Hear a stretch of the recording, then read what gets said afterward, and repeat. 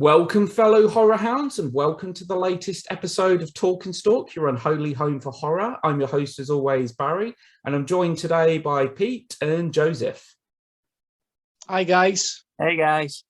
Hi, guys. Glad to have you on here. Obviously, this is a film that we've been pretty excited to talk about.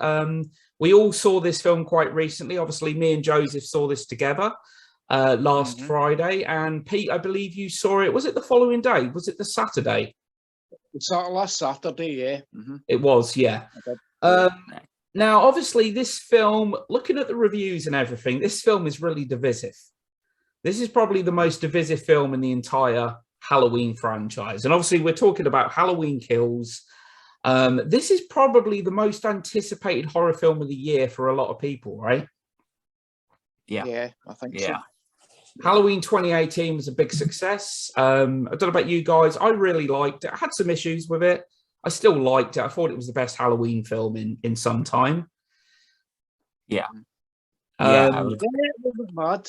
Yeah. Slightly disappointed. Obviously, it wasn't long, was it? Halloween 2018, big success. Very quickly became the highest grossing slasher of all time. So it was inevitable that we were going to get a sequel. But they announced not just one sequel, a trilogy. 2 more follows on. So Halloween Kills. Now, as I said to Joseph before many times, they've been marketing the hell out of this film, haven't they?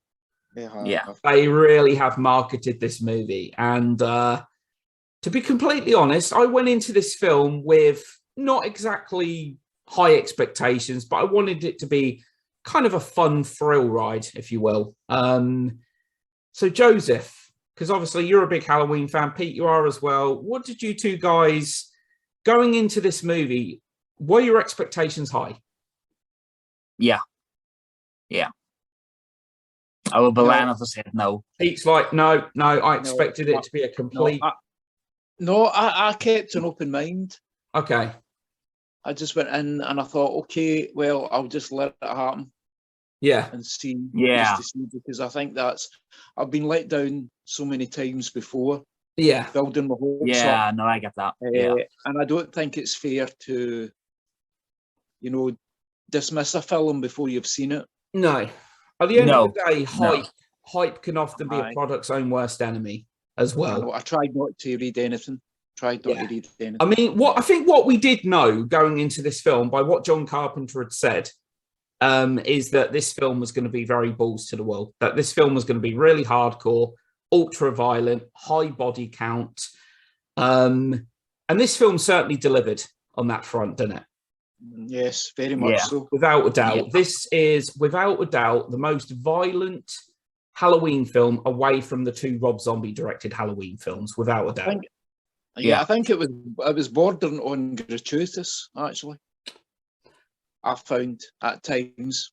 It can be said that this film, it was excessively violent. There were certainly a couple of moments in the film, actually, that we'll get to. A couple of moments in the film I did feel as though were a little prolonged. That they went on for just a little bit too long. It felt like for the sake of shock value, almost. Yeah, I feel that. To summarize it very quickly, though, in this film, I mean, like I said, I went into this film, my expectations weren't sky high or anything, but I was still really looking forward to it. In a way, this is kind of an incomplete film. It's like there's no true beginning and there's no true end. It's just it's just a film that exists to bridge the gap between the first and third film. Yeah. And do you get what I mean? And also, it must be stated as well that Laurie Strode, this is the first film in the franchise where Laurie Strode doesn't have any screen time with Michael Myers. No, and she's barely in it. She has actually very little to do in this film. Yes, she does. You could say that with Halloween too. She spends most of it in the bed, and then obviously the chase sequence near the end and whatever. Now, you'll probably agree with me here. I was kind of excited to see how these flashbacks to 1978 were going to be done. Yeah. I didn't even realise that was going to happen, you see. Oh, didn't you? Oh, okay. Because I just did not read anything at all. I had no idea.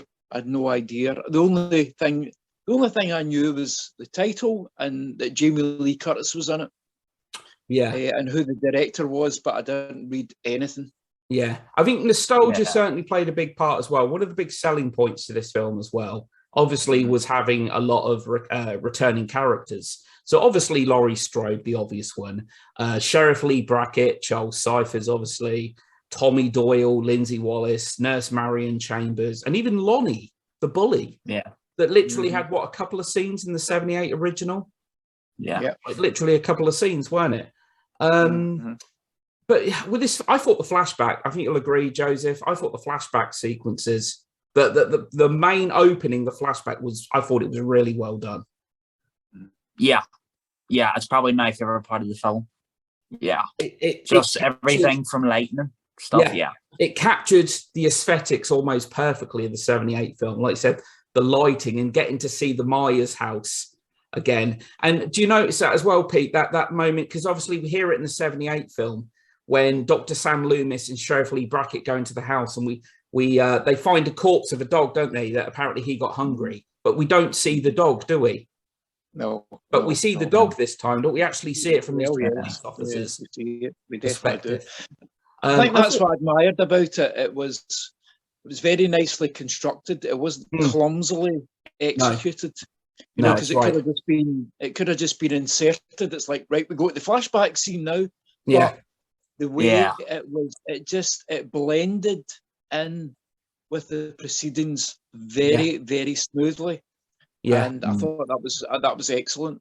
It was a definite highlight film for me. I think certainly for nostalgic reasons, just they almost made it look like it'd almost been ripped out of the 78 film. They did a great job of the whole sequence.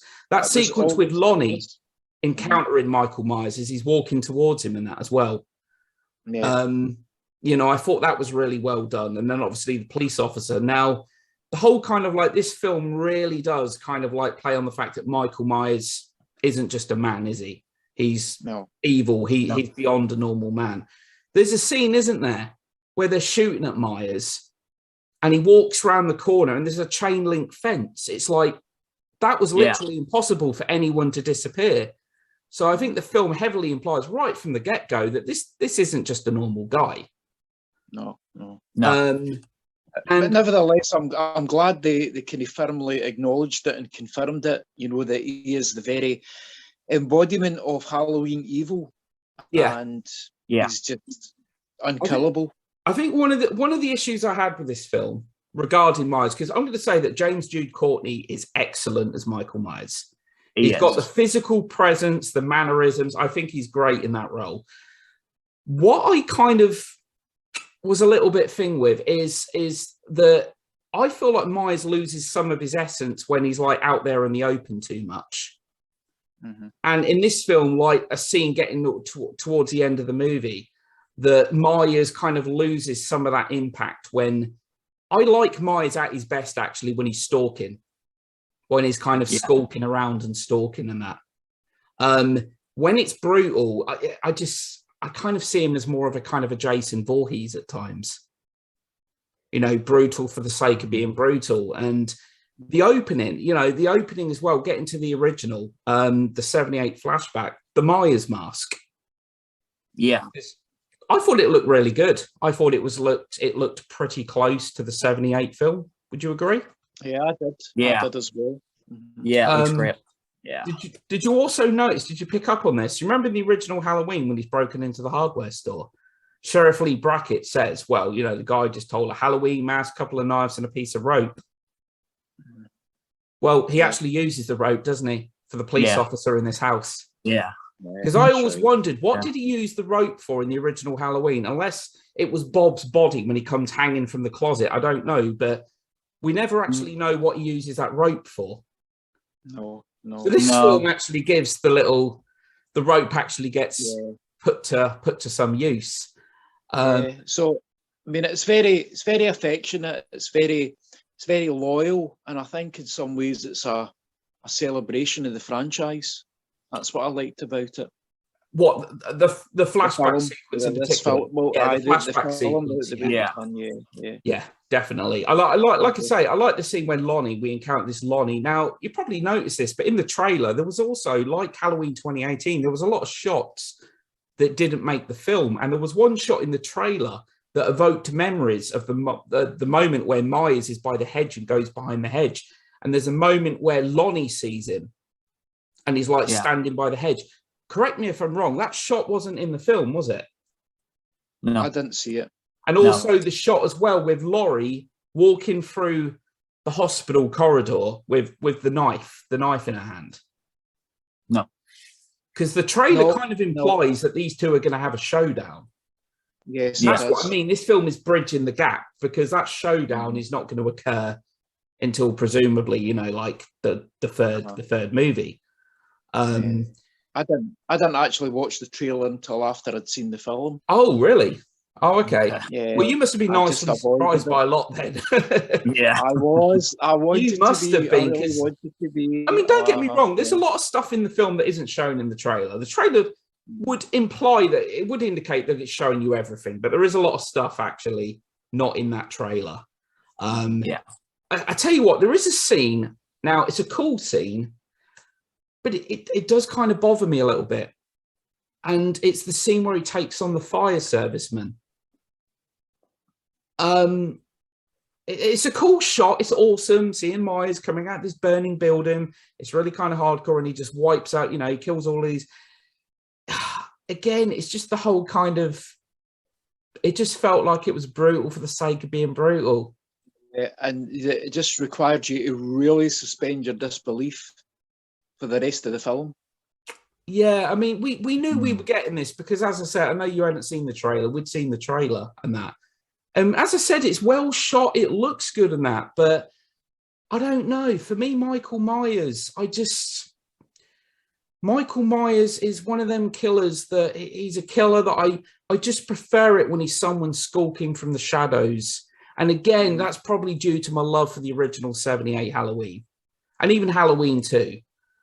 He wipes out, how many are there? There's about 7 or 8 of them, isn't there? Finally. Yeah. Killer on tour. Yeah. I mean, it's cool, it's hardcore and that it's violent. It's definitely, I think you'll probably agree, but this movie is also, it has to basically cater for fans of the original Halloween and franchise, but also to a new generation. Now, I know some modern audiences, some people that probably wouldn't take to the original Halloween because it's too slow. It's very leisurely paced, so not much happens. So in this film, I mean, it's a complete contrast to that. Yeah. I mean, there are moments of suspense, definitely. I think this film does have some moments of suspense. Let's get to like Lindsay Wallace, because I don't know about you, there are spoilers obviously here. Lindsay Wallace, I would have put money on dying. No, I did as well. Yeah. I thought she was going to get killed. Yeah, I thought too. But I thought that whole sequence was well done. She runs, she hides, and you're just waiting. I was sitting there counting the seconds down until there was going to be the jump scare where Michael Myers grabs her. I was convinced that she was going to die. Tommy Doyle. This is the thing, right? There was no kind of... I struggled to believe he was that hardened. With everything that Myers had done and everything, that there was no kind of fear from any of these people. Because he's walked out of a burning building. He's been shot 6 times. And I'm not being funny, a baseball bat and a chain is probably going to take a lot more than that to kill this guy. Mm-hmm. Yeah. I just felt like there should have been a bigger element of fear there. And maybe they felt there was kind of safety in numbers and maybe the comfort of, rousing up a mob efficient, in their belief. Well, the mob element as well was kind of taken from Halloween 4, wasn't it? As well, there was a little bit of a mob element in that film as well. Quickly talk about the introduction to these characters, which was obviously Tommy Doyle on the mic, and all of the characters are just lined up, happen to be there, and he introduces all of them. So it's basically our little bit of exposition, isn't it? All of these characters in the one scene, Did that kind of feel? I'm not saying it was, but did it feel kind of lazily written to you? How they were kind of just introduced in that one moment? Part of it felt a little bit. I don't know what's the word I'm looking for. It's like we were, it was a kind of manipulation. It felt a bit. There's a word. The word will come to me. But I just felt that there was a kind of. It wasn't clunky the way they did it. Contrived. Quite contrived. A little. It wasn't quite really contrived, but it was a bit forced. A wee bit forced. It was. It was I suppose it was like the quickest way of getting all of these characters introduced in this one scene. Again, fans out there wouldn't really need the introductions and stuff. We know who these characters are, but again, there's, I suppose, a new audience, a new generation to try and. Because I know people that went into Halloween 2018 and kills without having seen the original, which I think is crazy. Yeah. Like, come on, watch the original. Watch the film that started it all, honestly. I know. There could have been a better way of introducing them, I think, maybe, because it seemed to have a kind of air about it that it was almost like they were on a talk show. Yeah. And you just half expected like Michael Parkinson or somebody to like start interviewing them, So that felt a wee bit kind of contrived, a little bit, They were all sitting there, it's like, and our next special guest is, Yeah. I think the movie, I think the main issue I had with this film, the dialogue was a little unintentionally comical at times. I felt as though it was lazily written at times as well. I mean, we're going to get onto the phrase, because obviously they decide they're not going to live their lives in fear. They're going to get this mob together. They're going to, take down Myers. They're going to hunt him down. I'm just sitting there thinking, do you know what? You're just putting yourself on a big silver platter. This is just more victims for Mikey. Yes. Yeah. You can go in with 20 people. He's evil. And the fact is that they say evil dies tonight. They know he's evil. So why do you think you're going to put him down? If you genuinely think he's evil, then you surely know. I mean, Charles Cyphers, Sheriff Lee Brackett. Okay. It was great to see him back, because I didn't even know that Charles Cyphers was even still alive, to be honest. No, I didn't know he was in it. I didn't. No. And that gets me to one scene. Did you notice there was a scene in this movie that was in 81's Halloween 2? Yeah. Yeah. But Halloween 2018 ignores all of so it's kind of like it wasn't part of canon, but it's now part of canon. It's when he sees Annie's body. That's right. Yeah. Right. So yeah, we get this whole. It's almost like the slogan of the film, isn't it? Evil dies tonight. Yeah, and that mantra, even saying it 300 times, still didn't help. Turn it into a drinking game. You'd be drunk by the end credits. Pretty much. Yeah. Without a doubt. It had me rolling my eyes. I mean, it was right the first time, the second time, maybe. But then it's like, I mean, I lost track. I don't know how many times they did say it. I'm sure somebody has counted it, but it just evil dies tonight and all that. And just, what did you think to the kind of the plot aspect of the guy claiming to be Michael Myers and obviously the mob chase after him? What did you think to that whole? Did it feel a little tacked on to you? Yeah, that was a bit forced. That was one of the things I did feel, and I thought, oh God, that's very convenient. I think all logic went out the window, didn't it? Because you can clearly tell that this guy is not the same shape or size as Michael Myers. That's when it lost a bit of credibility for me. I must admit, I thought the first act of the film was outstanding, really outstanding. But then it started, the kind of tension and interest diminished a little for me.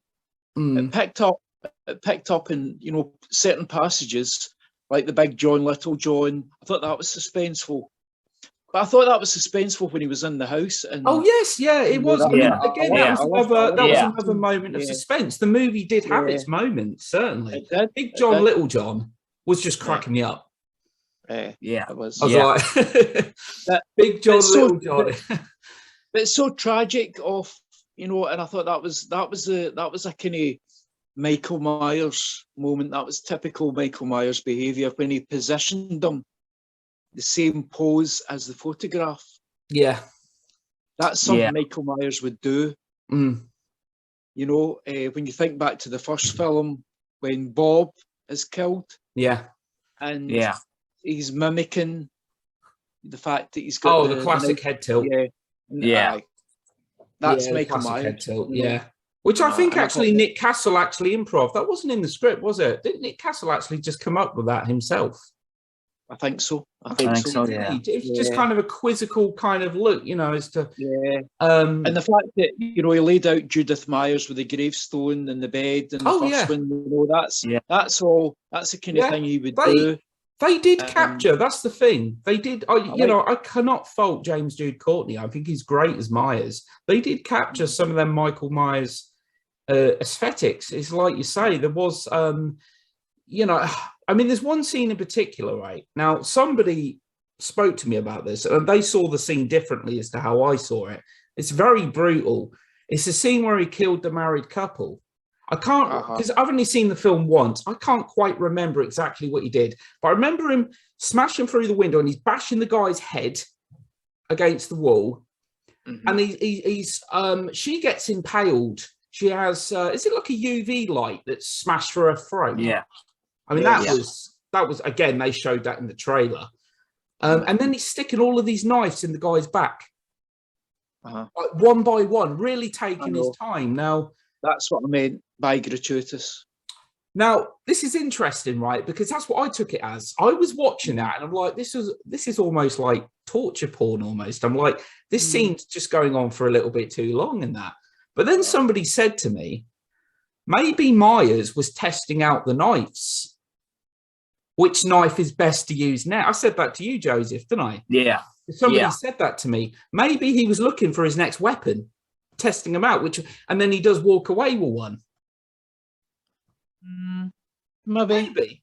Yeah. Maybe. Yeah. I never thought of that. But I mean, there was another, from what I remember, there was another really brutal scene. Actually, this had a lot of the audience gasping. I might be remembering this wrong. It's the knife through the eye socket. Yeah. In the car. That was hardcore. Yeah. And the breaking of the neck in the staircase. Yeah. That was that was the one death actually that was like I felt just went on a little bit too long. Yeah, I grabbed my neck. The little touch to it though. There was a little touch to it that I did like.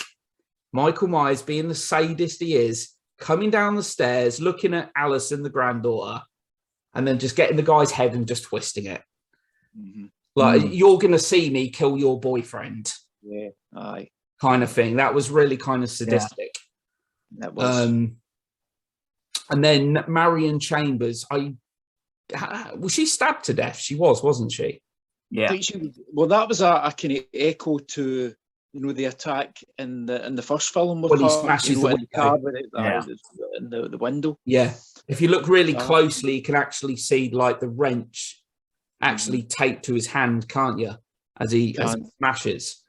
Because they revealed her dying in the trailer. Because in the trailer, if you look closely, you can see what clothes she's wearing, and she's obviously hanging up from the tree wearing the witch's mask. It's cool. I'm always, I don't know about you, but I'm always happy to see them 3 masks from Halloween 3. Well, that you got another affectionate nod. I love them. Yeah, I love the masks. And I love Halloween 3. And they didn't have to do that because, I mean, it's really strictly not part of the series at all. But they still did it, and I loved that. I thought that was brilliant. Yep. Joseph, I know you're a big fan of this. The music. Yeah. The score of this film. You've bought the album, haven't you? I have. Yeah. Got the vinyl. It's such a good score. Yeah. That is the one thing I cannot fault the film for. The music. No way. Because what they've done is basically take the classic Halloween track that we all know and love, so simple yet so effective, and they've not just copied it, they've basically layered it. They've added all of these different, there's even a tune, the main opening, hasn't it got like actual vocals in there now? It sounds like there's someone actually vocalizing. It's like a choral, it's like like a choir almost. Yeah, I mean, they've enhanced it. They've really enhanced it. Yeah, it's really good. Really kind of adding to that level of intensity during certain scenes and that as well. I will say this as well, and I would say the same thing for Halloween 2018. I love the opening, like the pumpkins. Yeah, tremendous. Yeah. All of them pumpkins on fire, I believe, is it? Yeah, are they all on flames or? Did you count how many pumpkins there were? 13. You're close. 12. Each one representing a film in the franchise. Oh, I didn't realise that. Yeah, each one. I only thank God for IMDb. I had to look that up because I wondered how many pumpkins there were because I lost track. But I thought it was a great opening, like with the original Halloween opening. Just so simple. The zoom in on the pumpkin. It's just iconic. Yeah, they just kept everything in line, with the same lettering, the same font and everything. The same colour. That attention to detail is lovingly recreated, for a follow-up. And I admire that. What's your thoughts on so a couple of characters in the film, Laurie's daughter and granddaughter. Are these characters that you really kind of warm to? No. Do you know what? I feel the same. And I don't know why. I don't know if it's the dialogue. I don't know if it's the performances or the dialogue. I just don't really warm to either of these two characters. I didn't, honestly, Barry, I didn't find them at all endearing. They annoyed me, actually. I don't know why that was. I think it's maybe the dialogue. I don't know. These actresses I'm not familiar with. I'll confess. I'm not. Judy Greer, isn't it? One of them.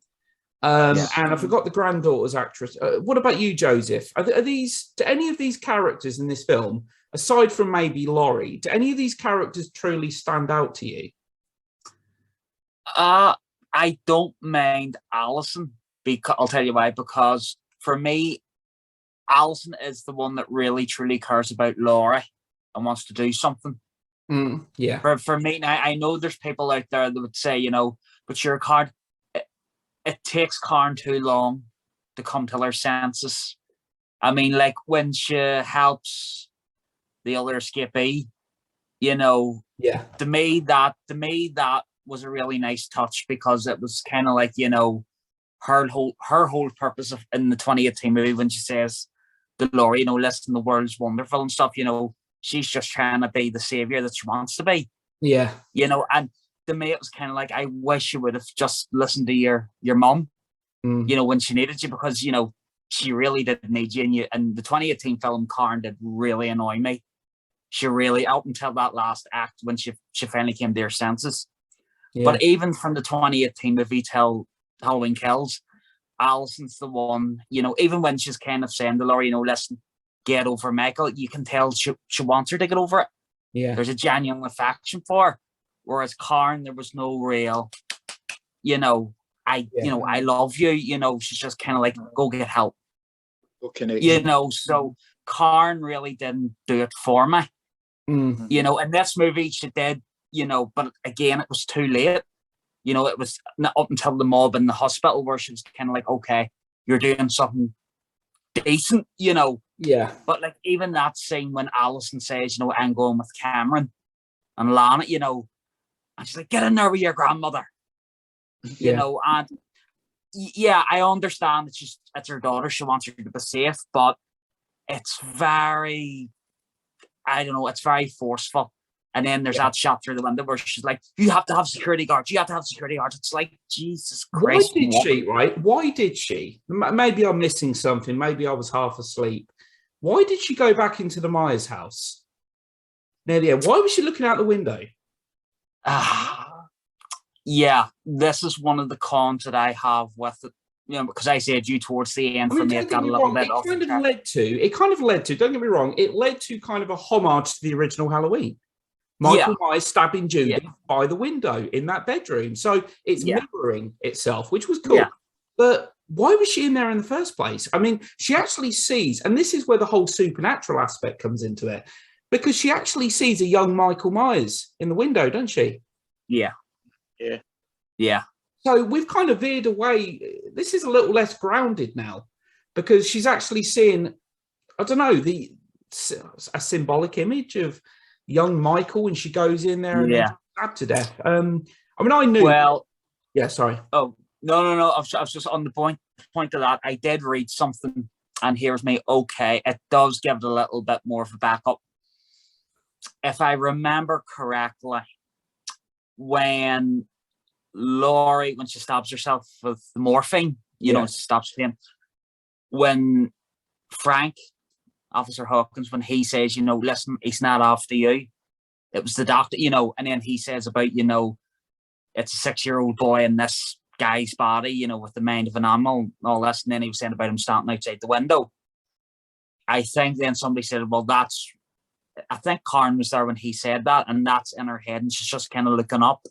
Okay. And then somebody said, well, it's her, you know, it's a wee bit of fan service, you know, she sees, imagines the young Michael.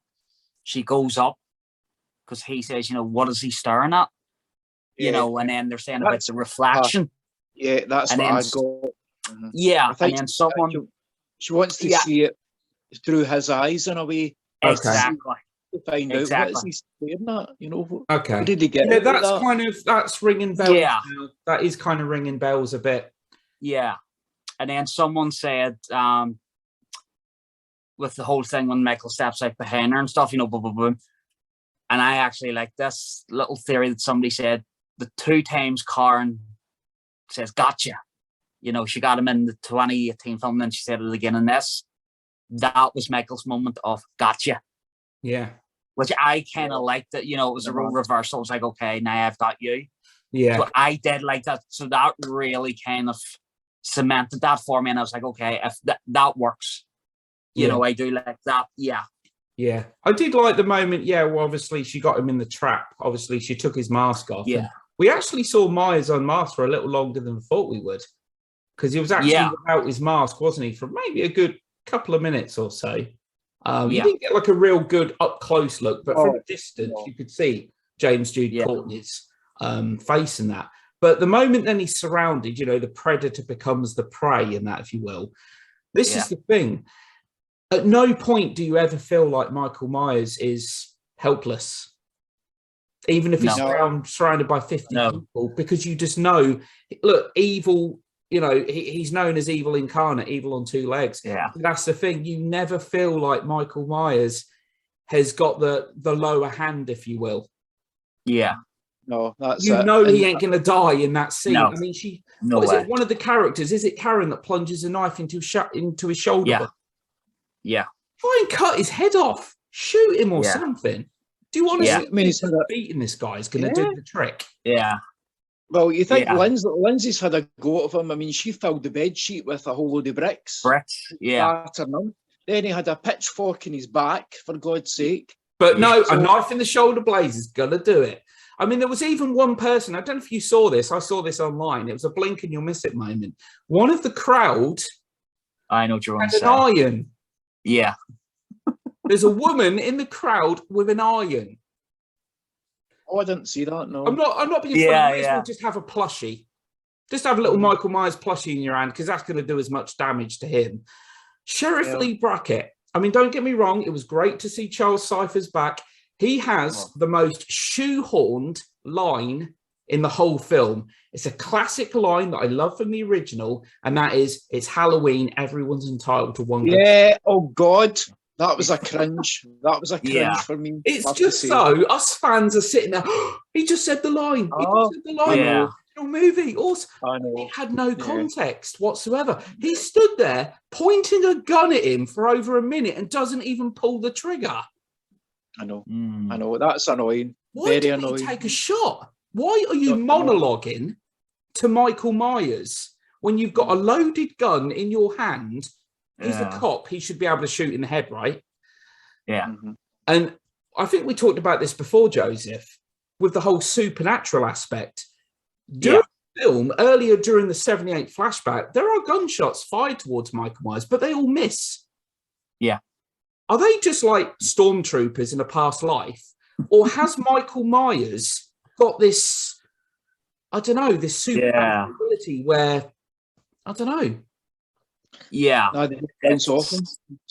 But getting back to the flashback, Dr. Sam Loomis. Oh. I'll tell you what, right? It was actually a worry of mine. I was somewhat worried because I thought to myself, right, CG'd Donald Pleasance. It wasn't CG, was it? No, it wasn't. No. It was actually a guy. I believe his name is. I did actually jot it down before the episode. I've forgotten his name. Tom Jones Jr. Yeah, he's the crewman. Yeah, he is. His first ever film appearance. And they basically just prosthetics and all that. And I'll tell you what, they did a damn good job. Oh, it was brilliant. They did. They did a really good job. Because I thought it was going to be like an awful CG job where it looks really jarring. I had no idea it was actually a real actor. I mean, the voice isn't like identical. It's close enough because he also voiced Halloween 2018 as well. They couldn't have done any better. No. They honestly couldn't. That was good. It was great. No. So, I mean, somebody asked me, right, how many people? There was somebody that asked me recently, like, how many people are killed in this film? Because this has got to be one of the highest body counts in a slasher film, without a doubt, isn't it? I looked online, and apparently, so 28 confirmed victims. Yeah. 28 people. I mean, in the first, there's got to be 7 or 8 of them are like firemen, aren't they? 7 or 8 of them get killed. Then he's slicing and dicing all the people in the mob. Yeah. Obviously, who else? Have we missed any other? Big John, Little John. Big John, Little John. His death was pretty brutal. The eyes. The fingers through the sockets. Yeah. Correct me if I'm wrong, because I've only seen it once. Is it his death or is it Cameron? Is it Cameron's death? Doesn't he come flying out of a closet? That's Cameron. Is that Cameron's death? Yeah, it's Cameron. Yeah.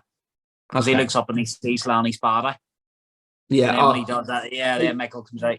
Donald Pleasance, Dr. Sam Loomis, had psychic abilities here because he told him years ago, better get your ass away from there, Lonnie.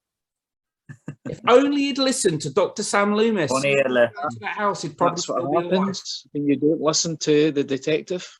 Yeah, he warned him, didn't he? And obviously he went in there in that. And in the screen time, what did you think of Tommy Doyle in this film? Yeah, I mean, I thought he was okay. I thought it wasn't exceptional, but it was credible enough.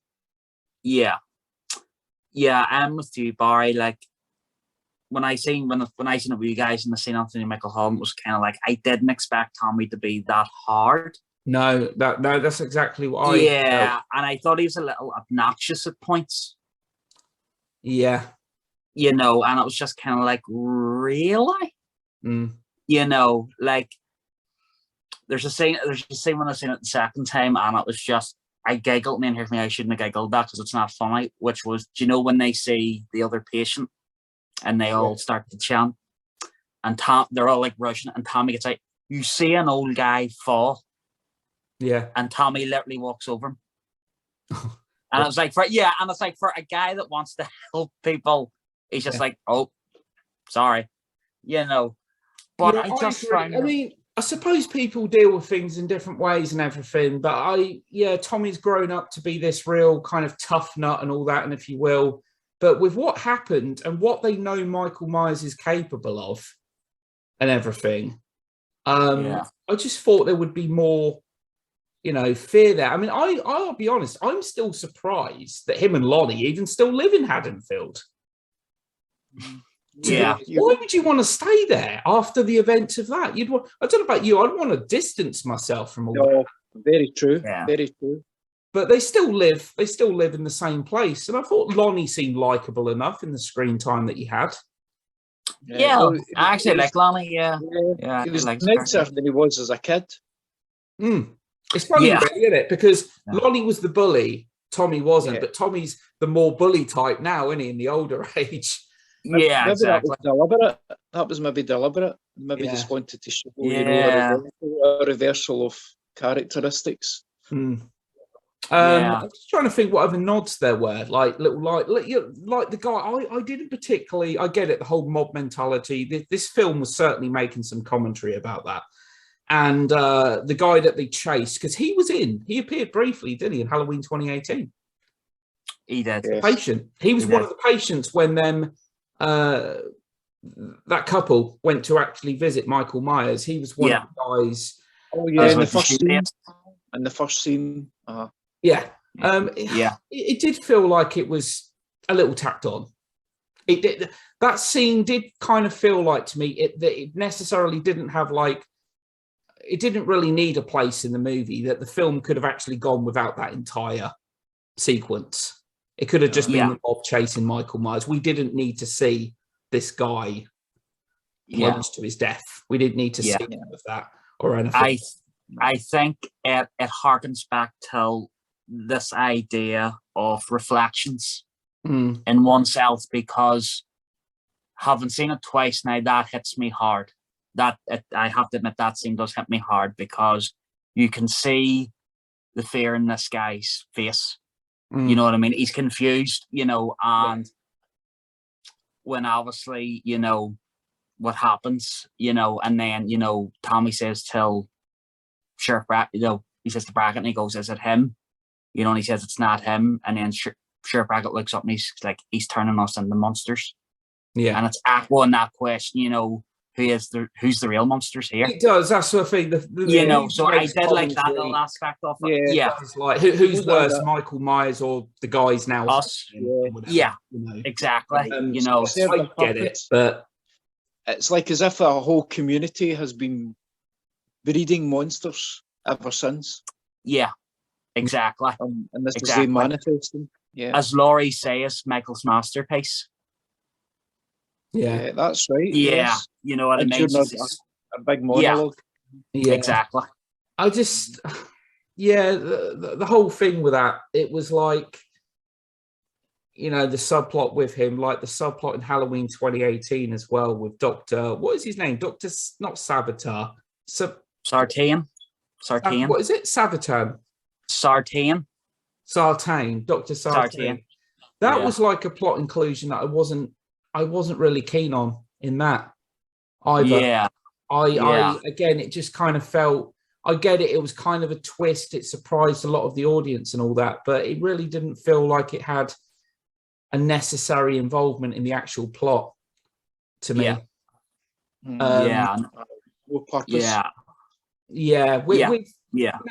Halloween, at the end of the day, right, I went into Halloween Kills just expecting a slasher film. Look, the original Halloween, has it got a great Oscar-winning script? No.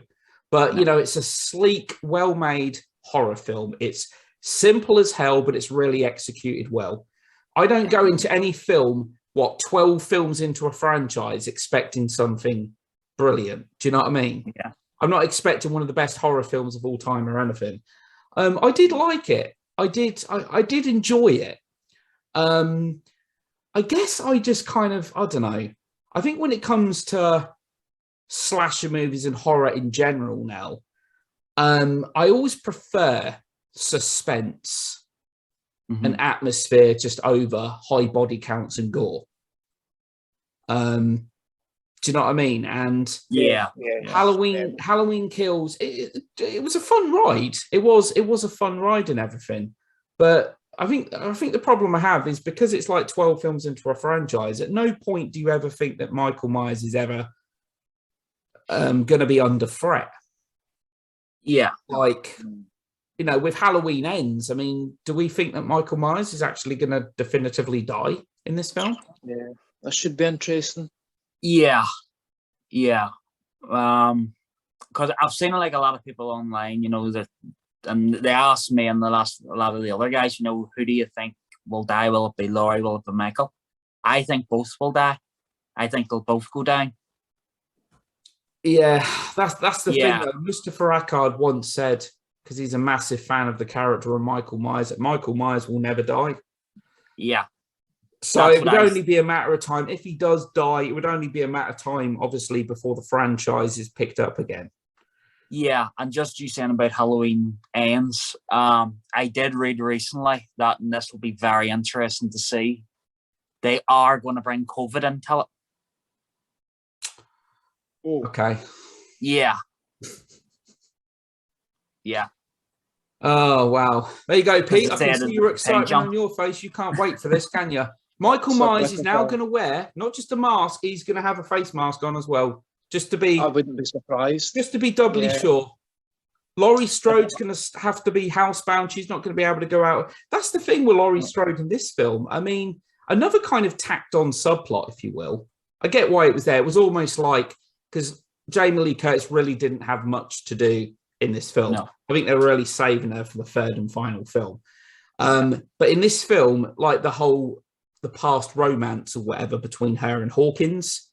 Yeah. Again, that was kind of like just a little bit kind of, I felt a little tacked on. I mean, it was all right in that, but it's almost like they've just kind of felt she hasn't really got many lines of dialogue. She hasn't really got many scenes. We've got to give her something. Yeah, I think it was Pad. Yeah. Yeah. And we get Ben Tramer. We do get a mention of Ben Tramer, of course. Yeah. Laurie Strode's crush at high school and Halloween 2, which obviously is ignored apart from Annie's death. He's the one that's actually killed by the car, isn't he? Killed in the explosion. Yeah. Ben Tramer. Yeah. Here's something for you. Here's a question to ponder. I was chatting to a friend last night about this. And I said, what did you think of the movie? And he said, it was about a 5 out of 10 for him. And he gave me his pros and his cons, and then he said to me something, and I said, do you know what? This may very well happen. Could be wrong, but you never know. When Halloween Ends comes out, because obviously, this is the middle chapter, and middle chapters are sometimes clunky, right? But when Halloween Ends comes out, and if it tries to maintain the greatness of Halloween 2018, do you think that it will complement this movie? To look back and kind of go, okay, well, leading to that, okay, So again, kind of getting to the fact of the second film being the bridge in the gap kind of thing. Yes. Yeah. Yeah. I don't know, because I know some people that love this film. Some people love this film for how insanely violent it is. And I think there's a big divide there. I think there's a lot of the original Halloween purists that don't like the route that maybe it's taken. Not necessarily narrative-wise, but in terms of violence. Yeah. I really don't know. Because I don't even know which film I preferred, this or Halloween 2018. I think I might have preferred 2018, not by much at all. But there was a greater level of restraint to it. But then again, there's some people that, like I said, some people loved for how frenetic, because this film was frenetically paced, wasn't it? This film moved along at a pretty brisk pace. Yeah. Okay. It didn't really have much breathing space and that. No. I mean, I don't know. I can only expect the third film to be very violent too. I don't know. How it can top kills. Yeah, how it can top kills, I don't know. It would really need to go somewhere. Yeah, it won't necessarily top it, but probably within the same kind of ballpark. I'm not sure. I think they're maybe going to have to maintain that now that they've started it. Yeah, I mean, I think the thing is with Halloween, the original obviously is my favorite. The original movie is my favorite film in the whole franchise. But what always separated Michael Myers from the likes of Jason Voorhees to me is I just love the boogeyman aesthetic. I love that whole stalking thing and all that. And we do get some elements of that. Yeah. I do think they do. But I think some of the violence, it's not like it doesn't make my stomach churn or anything like that. I'm not one of these who have to cover my eyes or anything like that. But it just felt like some of the scenes were just, like I said, purely there for kind of shock value. I did read that David Gordon Green did say that you had 2018 and then kills would be the crazy part. And then he said when you get the Halloween ends, it's going to kind of go back to what 2018 was, which was very contained. So it's quite tonally different then. A bit of a contrast between the films, which I think for some audience members could be a little jarring.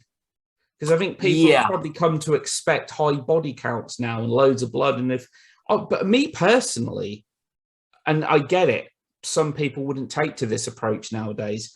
I'd love something similar to the original. I'm not saying that you're going to beat it, but in terms of its tone, in terms of its, I'd love that. But I don't know if a lot of modern audiences would take to that. I'll give you an example of a film that I don't love it. I think it's okay, but a film that's similar to Halloween in terms of its kind of structure and that. And that's The Strangers, 2008. Yeah. Because much of the film is really them stalking, isn't it? You've got these long scenes of really not that much happening. And you've just got, you've seen it, Pete, yeah? Yes, Did you like The Strangers? Yeah, I thought it was pretty decent, yeah. Quite enjoyed it. But again, it's one of them films, I know some people that really don't like it because basically it's very slow-paced. You know, there's hardly anything that happens or whatever. But I would actually like to see a Halloween film, a modern Halloween film that manages to I don't necessarily say recapture, because I don't think you're going to be able to replicate what the original, for when Halloween came out. Halloween was released at the late 70s. The slasher genre wasn't even fully forged at that point. Yeah. It was an important film. It was an influential film in that. I think modern audiences, a lot of modern audiences now do expect more to be happening in films. Yeah, I think so. That expectation's high, but I think they're going to maybe have to bring it down a notch or two in terms of, because it did leave a bad taste in the mouth, some of it. Did you? All right then, Pete. If you had to rate it on a 1 to 10 scale, where would you put it? Halloween Kills. What would you kind of rate it? 7. A 7. That is good. That is good. What about you, Joseph? Yeah, I would go 7 too, because I said I did like it because, you know, me, I do like McGore and stuff, and I thought it was pretty extreme in places, but a couple of little issues, you know, but it was well made, and that satisfied me. So the way I always look at it, as long as a film entertains you, Halloween Kills is a film that's there to reinvent the horror cinematic wheel. It's not there to try and, you know, become a modern masterpiece, I don't feel, or anything like that. No. But a lot of it did sate me. I mean, I would probably give it around about 7 as well, actually. Maybe somewhere between 6 and 7, maybe 6.5 or whatever. But you know, it was entertaining. It was a fun ride, and that I do like the look of the burnt Michael Myers mask, I will say. Rather cosmetic. I do like that burnt look. I'm just trying to think. Have we missed any big deaths? Are there any deaths that I've skipped over? No, I don't think so. No. I know there's a lot of people killed, but I can't quite remember if I've actually. No. I think what's going to happen really, right? If Michael Myers dies, as you say, you think he might with Laurie, it ain't going to be Laurie that's going to be killing him. You know that, right? It is going to be that woman from the first one, from Halloween Kills, with the iron. She's going to run in at the last moment, and she's going to, seriously. You don't need Laurie when you've got a woman with an iron, do you? Let's face it. Yeah, that's true. That's true. And a whole load of clothes as well. Yeah, I mean, when they were when he was down there on that ground and beating him, I'm just like, beating him isn't going to work. You're going to have to do, you know, Halloween H20, they cut his head off. I mean, I know obviously we got a sequel to it. It wasn't Michael Myers, whatever. But my whole thing is if they know he's evil on 2 legs, and they believe it, do they really think beating him is gonna work? You'd have to chop those legs off. You'd have to dismember him. You'd have to completely dismember him. Oh, yes. But even then, it's the Halloween franchise. For all you know, all of the arms and legs are going to join back together again. The head will come back. Oh, dear. That would be my capsule. Send him into space. Maybe he could meet Jason while he's up there. He could. That's what I was going to suggest. Why not get together with Jason and Leatherface maybe as well, and Freddy? Yeah, they could all go in a spaceship together and live happily. Well, I'll tell you what, man. If there's any studio execs watching this, I very highly doubt it. You've just given them a movie idea. Damn. Yeah. Damn, I should have. I know. Oh God, I should have got the copyright. Throw Chucky in there as well.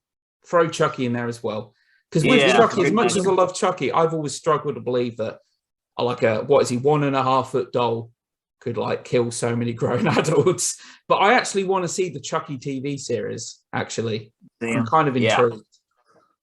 Yeah, no, he's Chucky's away in honeymoon with Annabelle apparently. Yeah, but yeah. So no, I think Halloween Kills. I enjoyed it, but I did have a lot of issues with it. Now, you've seen it twice, Joseph. I've only seen it once. So maybe you want to watch it again. Maybe I might. But like I said, I didn't go into it with high expectations. I didn't. Yeah. But it was a thrill ride. And if you are a gore hound, certainly. If you are a gore hound, this film does not disappoint at all, does it? No, not at all. If you just want to see a kind of balls to the wall, high body count and all that, this is definitely a film that's worth watching. Yeah. So, you two, what did you prefer, 2018 or this? I preferred Kills. Ooh. Joseph is very deep. You can actually see the cogs turning, can't you? Yeah, you can. You can ask the audience, phone a friend if you want. Who will I phone? Ooh. Do you know what? That is a hard one for me because that's what she said. Yeah. Oh yeah. Because I did really like what Halloween 2018 did, because I love the whole post-traumatic stress thing. I thought it was genius. And I liked the maturity of just some of the things that they've done. And then, so I like that. And then with this, I just, you know me, I just love blood and guts and stuff. And this really satisfied me. But if you were going to go for story ways, I would do 2018. Yeah. Barry? Probably mine as well. I think the three aspects I liked most about Halloween Kills: the music, the flashback sequence, particularly the opening. I don't feel like they necessarily needed another flashback during the film. I know we got another one, seeing young Hawkins again, with the moment that Dr. Sam Loomis was actually going to kill Myers, shoot him in the head. And I will admit, as cosmetic as it is, I do love the look of Myers. I do. I think James Jude Courtney is the best Michael Myers we've had personally since Nick Castle. I do like Dick Warlock. I do. I do felt like he was a little bit too robotic at times. But I think James Jude Courtney is great as Michael Myers. But Halloween 2018, maybe not by much though. Not by much. Okay. So yeah, I mean, I'm sure there's other stuff we haven't talked about, but as I said, you guys, I was really expecting Lindsay Wallace to actually die, and she's not going to die. Obviously, dying in Kills. I put money on for the third film, but I did predict that Karen, Judy Greer, that she was gonna die. Yeah. The film had guys. I'm gonna have to love yous and leave yous. I'm afraid. Do you actually love us, MP? That's the first time you've ever said that. Oh, no, I've seen it many times. I'll take love wherever I can get it, man. You've just missed it. Oh, good. Yeah. All right, then, man. We'll wrap this up. So, thanks a lot for everyone watching, and cheers, guys, for being here. And in short, I thought Halloween Kills was a good, fun ride, not without its issues. certainly dialogue issues and some narrative issues and whatever, but it was still a thrilling, fun ride. So I agree. Definitely. Okay, so thanks a lot, people, and we'll be back again soon to haunt you and torment you. Take care. Bye, guys. Bye.